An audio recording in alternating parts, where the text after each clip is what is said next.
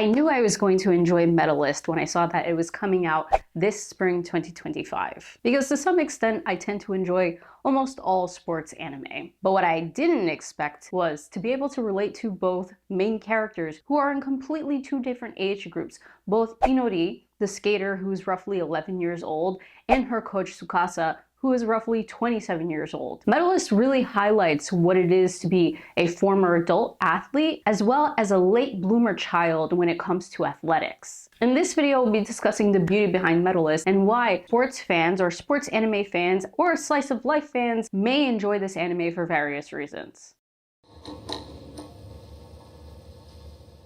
Hey everyone, welcome back to another episode of Mel. If you haven't been here before, I'm Mel, the host of this channel. And if you haven't been here before, make sure you subscribe before you watch the rest of this video. And if you've been a subscriber for a while and you watched my spring 2025 anime that I was watching, Medalist was definitely on my list. What I didn't expect, like I mentioned in the beginning, was how much I was going to love and relate to this anime. For those of you who have never heard of Medalist before, this is an anime with its first season being released or aired on Hulu or Disney Plus, depending on your region. And this anime is about a young elementary school girl, Tsukasa Inori, who is starting her career or her youth career in ice skating pretty late in comparison to other kids. She was taken in by a former ice dancer, Tsukasa, who has never quite made it to the podium in competition ever. He also started very late in life, but much later than Inori. And in hopes of fulfilling Inori's dreams of becoming a medalist herself, he takes her under his wing and gives her the support and coaching that he never received when he was trying to ice skate. Medalist is a coming-of-age story for a young athlete about perseverance where you are behind most of your peers, the wholesome bond between student and coach, and the small victories and failures that you encounter along the way. And now that we've got the synopsis out of the way, I'll be breaking down my favorite parts of Medalist and why I am recommending it to you all. As I mentioned, perseverance is a big thing about the story of Medalist, because Inori kind of starts at a much later age in hopes of reaching a level of high competition in which requires training from a very young age. And to be super frank, I feel like I should have mentioned this up front, I spent most of my childhood and early adulthood playing sports, so I find a lot of attachment to the characters in this anime for that reason. And a lot of the reasons that I list as we go through this video are things that you could say I've experienced in one way or another. But we see both Tsukasa and Inori's determination, even though they both start pretty late in their ice skating careers. They act as a parallel for each other within the story, which was very interesting to see. And as I kind of alluded to while going through the synopsis, Tsukasa kind of sees himself in Inori, someone who didn't have quite a lot of support because they were starting pretty late in their ice competitive career, and he didn't want to see her struggle in similar ways that he did. And what's beautiful is that Tsukasa finds great inspiration in seeing a very similar case in Inori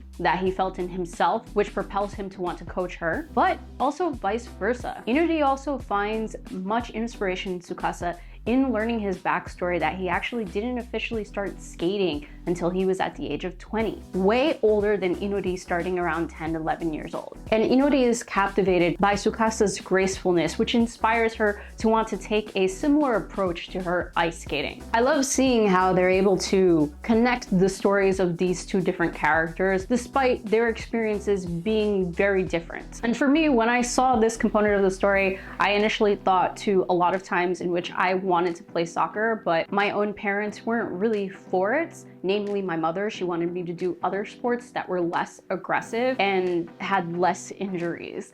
And unfortunately, I was not really for that, so I had to really find support elsewhere, sometimes take the bus by myself to practice or hitch a ride with friends. So this is a very similar instance in which both of these characters probably didn't have the support they needed and needed extra people involved to help them get the rest of the way. And like in Tsukasa's case, when you end up having a big love for a sport that you wanted to compete professionally in, you don't end up going pro, you end up wanting to coach, and in this instance, Tsukasa is one of the greenest flags of a coach. So thank God for that. One thing I didn't expect for them to explore, considering our main characters are very young, is the mental and psychological states of our athletes and how it affects their performance and their commitment to the sport. In Inori's case, we see that she's very unconfident due to the fact that her mom doesn't really want her to participate in the sport. Her mom kind of I guess the best way that I can say this is baby her or coddle her, because she doesn't want anything happening to Inori, anything bad anyway. And this causes Inori to be very unsure when we first meet her about many things in her life. But when Tsukasa meets Inori, and after a few sessions of coaching, you see that his positive nature and his radiating confidence eventually starts to impact Inori in a completely different way. She finds herself wanting to change. She finds herself wanting to be more confident and try harder and harder with his encouragement, eventually convincing her mom to allow her to compete in the sport.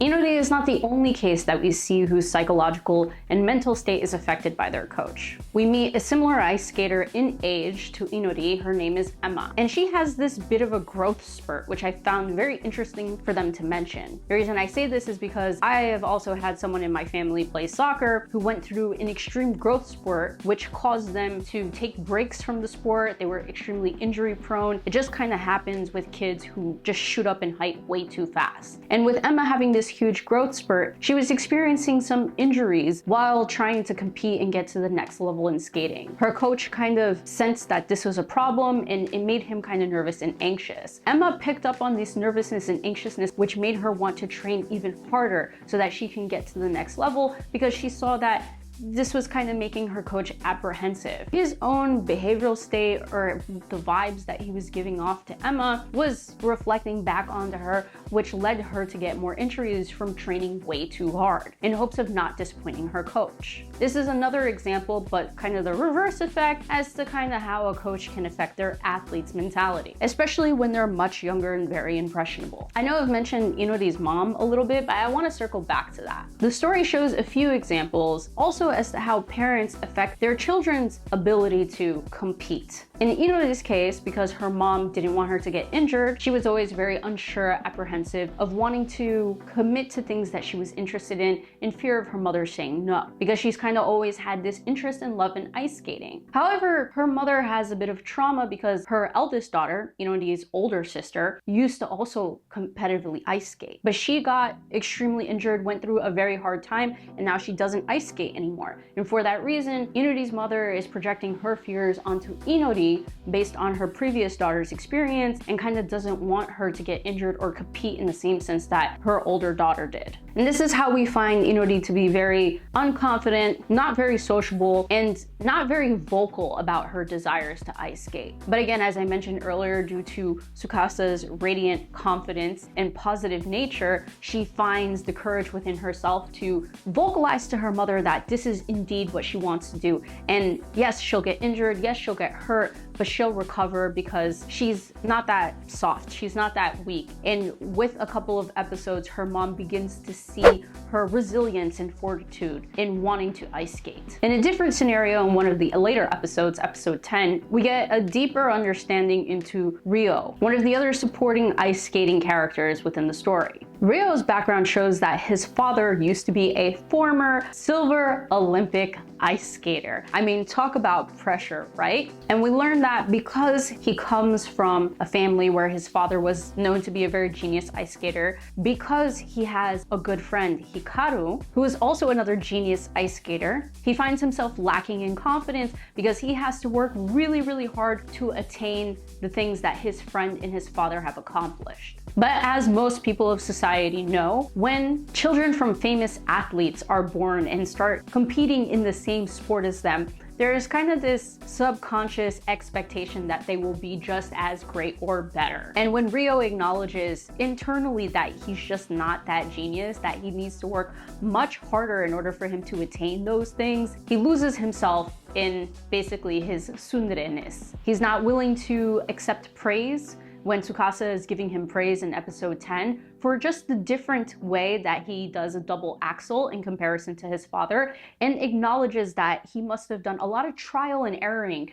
for him to get that type of jump. We also see that he projects his own insecurities, or tries to project his own insecurities, onto Inori, who is solid with confidence thanks to the support and influence of Tsukasa sensei. And Inori and Ryo become like a contrast to each other when arguing and facing off in episode 10. And unfortunately, due to all of these things happening around Ryo, he just doesn't understand and see his own potential, which Tsukasa seems to see. So I'm hoping that before the season ends, with within episodes 12 and 11, Tsukasa will help him realize his potential, and we'll see some change in Ryo's confidence levels. So this mini training week training arc that Ryo will have at Inori's club under Tsukasa, I think is going to be really great character development for him. Unlike other sports anime that I've seen, the flow of the story seems very realistic and very natural. Here's why I say that. When Inori is traveling to a competition, she unfortunately loses temporarily her bag which has her skates in it. I don't know how many of you as kids were told by your parent, make sure you grab your sports bag, make sure you grab your water bottle, make sure you grab your cleats or your shin guards, and you accidentally left one item at home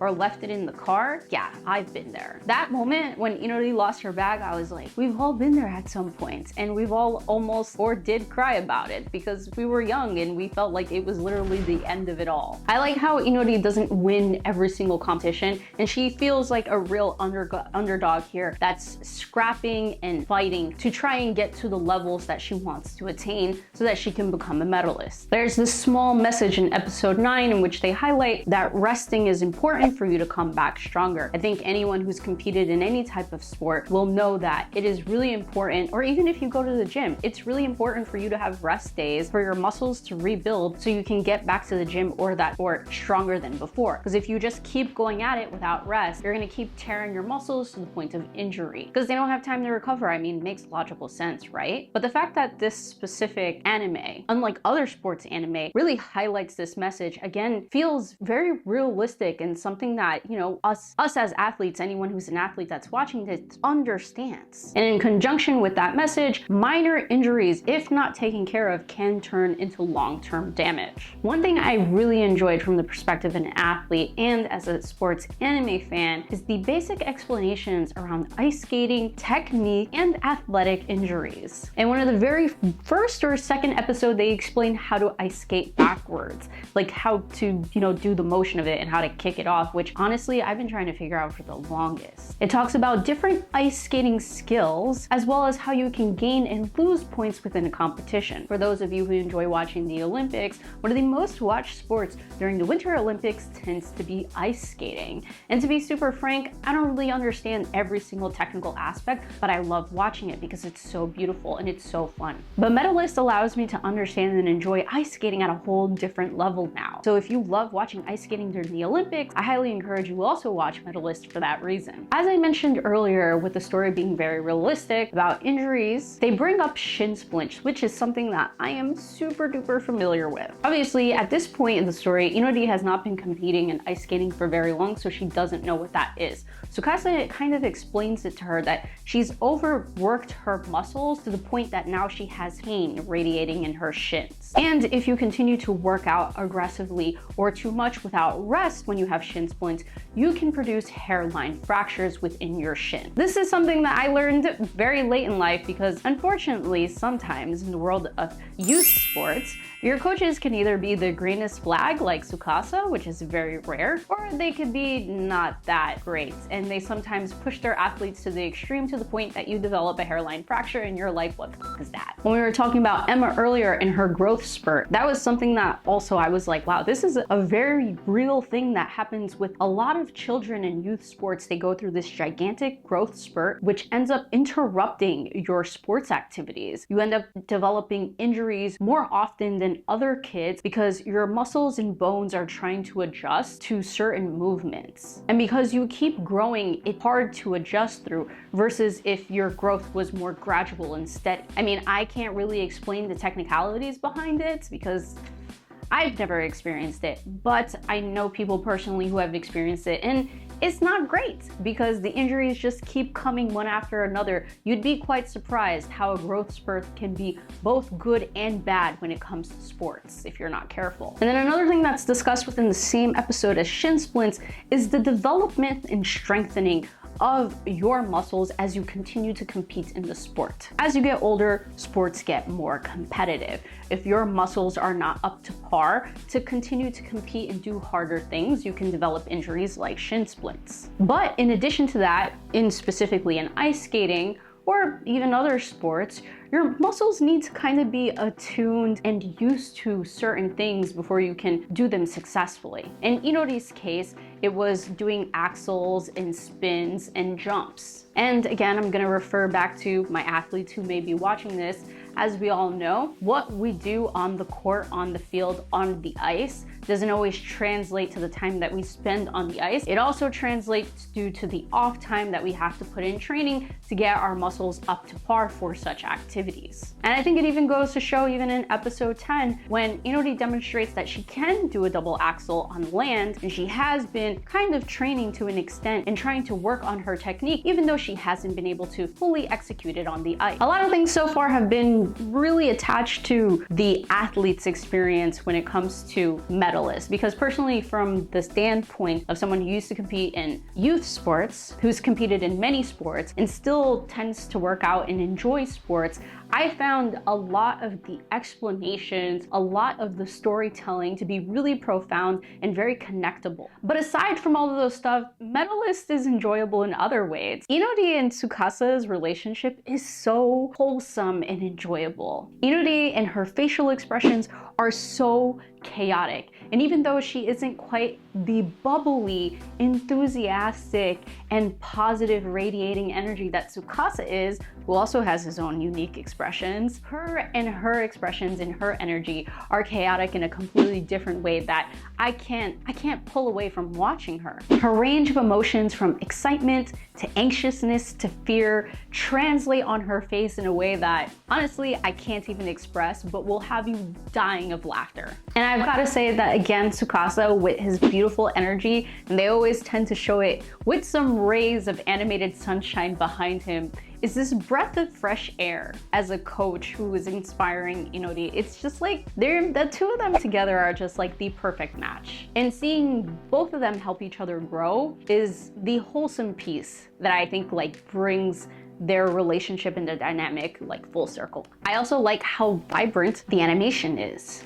It makes some of the ice skating scenes really beautiful and captivating. And though they are using CGI that isn't necessarily perfect, it seems to integrate pretty well with the 2D animation that they're also including within it. Again, no expert in animation, just a few things that I'm observing while watching Medalist, but overall I seem to be enjoying the animation very much. I love the vibrant colors. I love the way that they animate and illustrate movement and techniques. It's really well done. I didn't expect to enjoy it to this extent, and I also was actually a tad bit concerned when I saw some of the CGI in the trailers. But it seems like Engine, the studio that is animating Medalist, is doing a really good job. And last but not least, if you are a fan of Hayashi Yuki, or Yuki Hayashi, who does musical compositions for the like of My Hero Academia, Haikyuu, another sports anime, and is currently doing the music for Sakamoto Days, he has also composed the music for Medalist, which comprised with emotional performances, nice animation, the wholesome relationship between Inori and Tsukasa. They have got me crying every single episode. And for a lot of those reasons, hopefully one of them has appealed to you, is why I am encouraging that you watch Medalist. Medalist has been the fun ride that I did not expect it to be, obviously from the standpoint of an athlete, but I do think that people who have not been athletes before, people who don't enjoy sports, will enjoy the slice of life component of it, will enjoy the wholesome relationship between coach and student, and the very realistic growth of the story. Hopefully you enjoyed this video and the reasons as to why I enjoy Medalist. If you are currently watching Medalist, please let me know your thoughts below in the comments section as to what you think about Medalist. I actually am enjoying Medalist so much, and I've seen some of the artwork for the manga. Spoiler, it's very beautiful too. I think I might have to pick up the manga now. And if you're not watching Medalist, please let me know in the thoughts below what you did think of this video and whether this video has convinced you in any shape or form as to watching it. Aside from that, if you enjoyed it, make sure you like and share with somebody else if you want to share the funness. And if you haven't subscribed yet at this point in the video, make sure you subscribe if you enjoyed this video for more like this and some of the random lives that I do like to do. However, that's going to do it for me. Thank you so much for joining. I always appreciate you taking the time to check out my videos on my channel, considering there's so many other channels like this all over YouTube and all over the internet in general. I'm Mel, the host of Mel, and I will catch you on the next one. Bye.